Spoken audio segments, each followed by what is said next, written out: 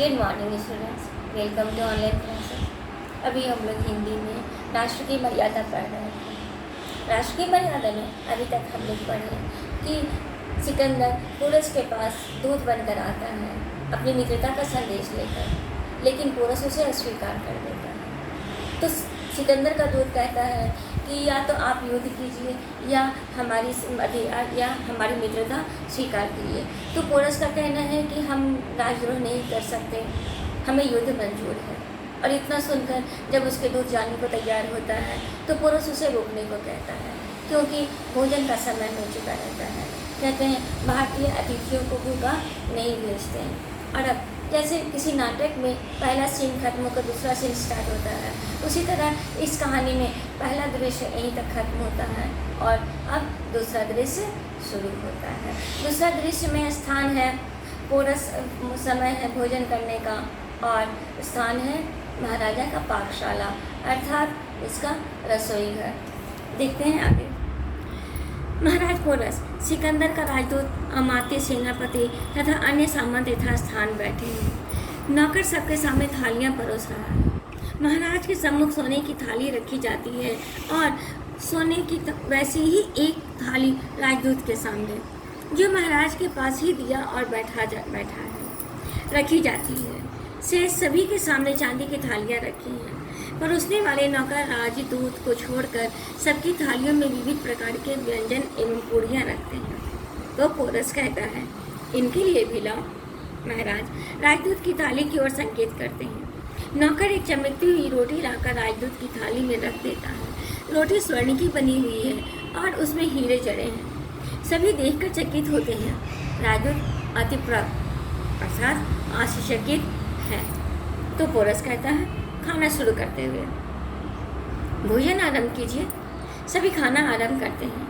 राजदूत अस्तंभित सा होकर कुछ क्षणों तक अपने सामने सोने की थाली में रखी हुई सोने और हीरे से बनाई गई रोटी की ओर देखता है। तो दूत कहता है कपित मुद्रा अर्थात गुस्से में, महाराज पोरस, यह क्या आप नहीं जानते हैं कि आप किसका उपहास कर रहे हैं? उपहास अर्थात मजाक उड़ाना।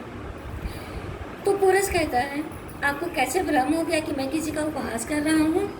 तो दूत कहता है कुपित होकर, गुस्से में, यह उपहास नहीं तो क्या है? आप स्वयं तो भोजन कर रहे हैं और मेरे सामने सोने की रोटी बनाकर रख दी है। यह उपहास नहीं, अपमान भी है। क्या आप जानते हैं कि आप किसका उपहास और अपमान कर रहे हैं? तो पोरस कहता है, मैं किसी का भी अपमान नहीं कर रहा। सिकंदर महान, आपको भ्रम हुआ है। सिकंदर महान, यह शब्द सुनते ही अमात्य, सेनापति आदि चकित होकर राजदूत के मुख की ओर देखने लग जाते हैं। वह भी अत्यंत विस्मित होकर महाराज के मुख की ओर देखता है। मैं यह अच्छी तरह जानता हूँ कि आप कौन हैं। आप स्वयं ही दूत हैं। मैं उसी समय वस्तु स्थिति को समझ गया, अर्थात जो समय जो आता है उसके सामने की जो परिस्थिति होती है उसे, सच्चाई को अभीष्ट नहीं है, अर्थात चाहा हुआ, जो इच्छा हो। मैंने यह सोने की रोटी आपके लिए इसलिए बनवाई है कि कदाचित इससे आपकी भूख शांत हो सके, क्योंकि यह सोने और मणियों की भूख है। भूख ही आपको मक दुनिया से यहाँ तक खींच कर लाई है। तो सिकंदर कहता है, सिकंदर ऐसी बातें सुनने का आदी नहीं है, परंतु आप जो चाहें वह कर सकते हैं, क्योंकि मेरी योजना असफल रही है और अब मैं आपका बंदी हूँ। तो पोरस कहता है, मैं ठीक ही कह रहा हूँ। इस उन्हीं की रोटी और मणियों की भूख ने आपको अस्थिर कर रखा है और आप विदेशों में मारे फिर रहे हैं तथा लूट मार कर रहे हैं। अन्यथा आप अपने घर में शांति से शासन कर सकते हैं। आपकी भूख व्यर्थ और अनुचित भूख है। भूख मिटती है अन्न की रोटी से, न कि सोने और मणियों की रोटी से। मरते समय यह सोना, मणि, माणिक्य तथा विशाल साम्राज्य यही पीछे रह जाएंगे। कुछ भी साथ नहीं जाएगा। जाएंगे केवल आपकी शुभ और अशुभ कर्म। भारतीय आचार्य इन बातों की सबसे पहले शिक्षा देते हैं और शासकों को संतोष का पाठ पढ़ाते हैं। सिकंदर कहता है। तो फिर पोरस कह रहा है, अब आप ही हमारी तरह स्वादिष्ट भोजन करेंगे। नौकर को संकेत करते हैं, जो तुरंत भोजन का एक बड़ा थाल लाकर सिकंदर के सामने रख देता है।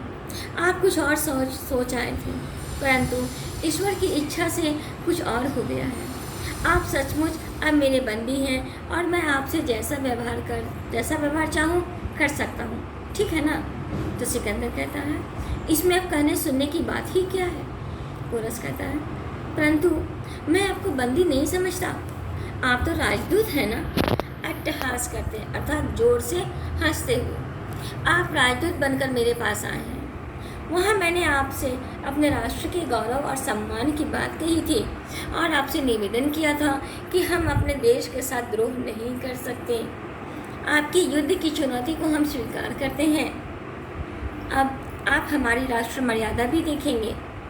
हम अतिथि राजदूत को यथासंभव बंदी नहीं बनाते और न ही उसका वध करते हैं, इसलिए आप स्वतंत्र हैं। सिकंदर आश्चर्य से महाराज पोरस की ओर देखता है। हाँ, मैं ठीक कह रहा हूँ। उल्टे अब हमारी सीमाओं के अंदर आपकी सुरक्षा का भार हमारे ऊपर पड़ गया है। वो सेनापति से कहता है, सेनापति, भोजन के पश्चात हमारे अतिथि विजेता सिकंदर को सुरक्षित इनको शिविर तक पहुँचा देना। तो सिकंदर कहते हैं, ईश्वर ने यदि मुझे भी अवसर दिया तो मैं आपके व्यवहार के अनुकूल आचरण करना चाहूँगा। तो पोरस कहता है, ईश्वर आपको सद्बुद्धि अर्थात अच्छा बुद्धि दे। धन्यवाद।